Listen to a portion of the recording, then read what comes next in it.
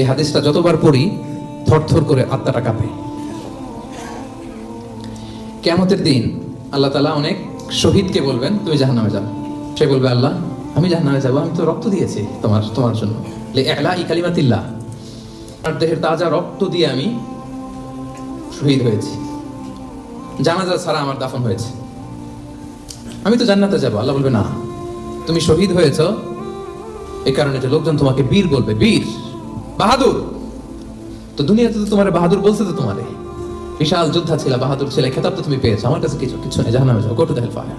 অনেক দানশীলকে আল্লাহ বলবে জাহান্নামে যাও। সে বলবে আল্লাহ আমি জাহান্নামে যাব, আমি তো মসজিদ, মাদ্রাসা, এতিমখানা, বৃদ্ধাশ্রম এমন কিছু নাই যে বাকি রাখছি, শত শত মসজিদ আমি করেছি, আমি কেন জাহান্নামে যাব? আল্লাহ বলবে না, তুমি দান করেছিলে এই জন্য যে লোকজন তোমার দানশীল বলবে, দানবীর বলবে, আদেম তাই বলবে, ওটা তো তোমাকে বলা হয়েছে, জাহান্নামে যাও, আমার কাছে কি চাও, গো টু দ্য হেলফায়ার।